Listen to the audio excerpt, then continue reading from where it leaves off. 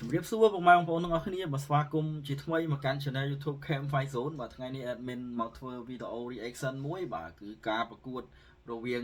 ថ្នាលគុណខ្មែរលំដាប់របស់យើងបងប្អូនបាទគឺ Long Amen ជាមួយនឹង Chocli Chet ហើយអ្វីដែលខ្ញុំចង់ធ្វើការ react នៅលើវីដេអូនេះដោយសារតែវាជាឱកាសមួយសម្រាប់ Long Amen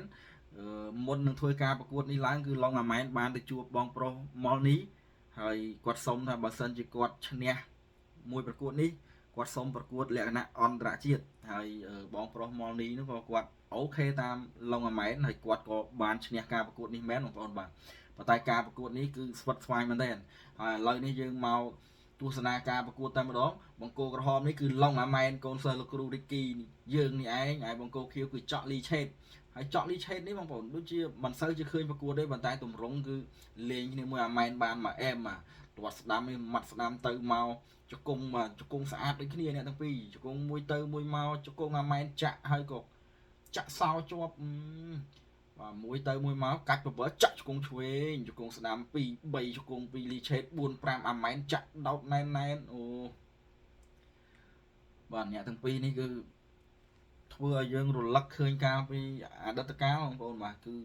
សង្វៀនគុណខ្មែរយើងពីមុនហ្នឹងគឺលេងជង្គង់ណែនណាជំនាន់ចាស់ពីមុនតែមកដល់ឥឡូវនេះគឺគេភាគច្រើនគេនិយមតែម៉ាត់ទាត់អីជង្គង់អីហ្នឹងគឺមិនសូវបានចាប់លេងពេញលេងឯដូចកាលមុនណាបងប្អូនចូលឆ្វេងស្ដាំChocli Chetឆ្វេងធុងទឹកមកជង្គង់មួយទៅមួយមកជង្គង់ឆ្វេងAmenជង្គង់ស្ដាំមួយទៅមួយមកChocli Chetនេះក៏ល្អ2ជង្គង់2 Lee Chet 3ជង្គង់4ជង្គង់5ជង្គង់តែ Amen កាច់ឲ្យដួលការប្រកួតគឺ3ទឹកឯងទាត់ស្ដាំមួយណែនពី Lee Chet ទាត់ឆ្វេងពី Amen សងមកវិញអីយ៉ារំឌឺមួយទៀតទាត់ឆ្វេង Amen ផត់ស្ដាំមកកែង Amen អូបាទអត្ថាធិប្បាយមិនទាន់ទេទាំងពីរនេះបងប្អូនមិនបាច់អត្ថាធិប្បាយទេយើងអង្គុយមើលទាំងអស់គ្នាបរោយវាយចេញស្អាតបាទChocli Chetប៉ុន្តែAmenបច្ចេកទេសស្អាតជាងធាក់ស្ដាំអូមួយជើងនេះរបស់Chocli Chet ធ្ងន់គ្រាកជាប់បបិចាក់ជង្គង់ស្ដាំពីAmenចង់ទៅស្រែកឯណាណីបងប្អូនបាទអូChocli Chetនេះប្រហែលជាកូនប្រុសរបស់លោកតាក្បាលដៃនុក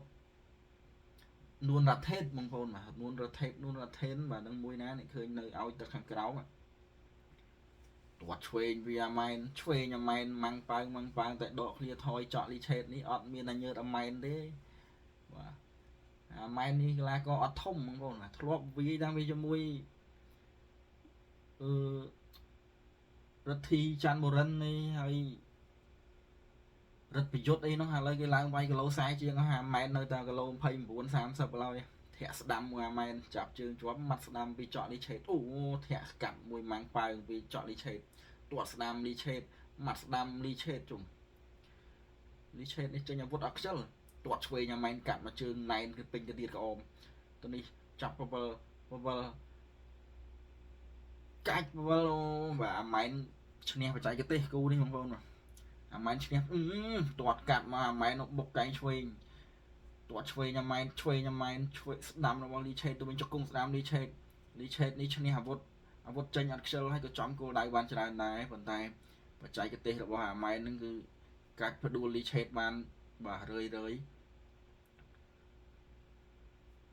មកទឹក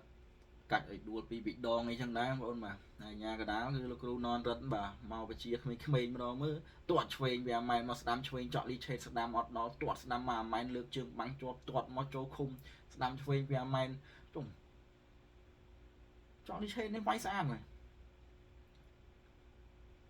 អូការប្រកួតនេះស៊ីតឹងមែនតើAmenមកជើងម្នាក់ស្ដាំឆ្វេងដូចគ្នាឆ្វេងស្ដាំរបស់Chocli Chetទាត់ស្ដាំឆ្វេងAmenមកកែងស្ដាំChocli Chetបាទទឹកទី3បងប្អូនទឹកចុងក្រោយ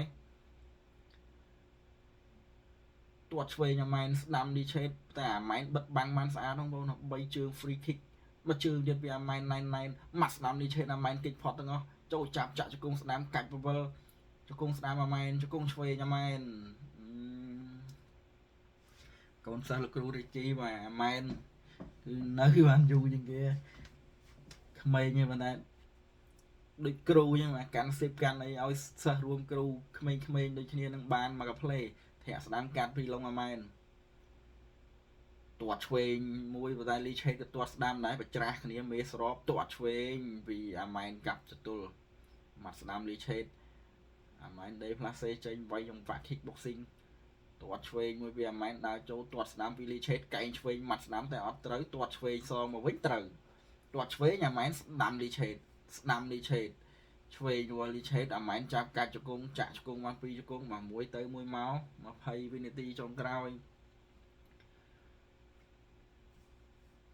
ដល់ចូលពីលីឆេតម៉ាត់ស្ដាំមួយទៀតទាត់ឆ្វេងអាម៉ែនកាត់ទាត់ឆ្វេងអាម៉ែនកាត់ទាត់ឆ្វេងអាម៉ែនកាត់អូទាត់ឆ្វេងអូយ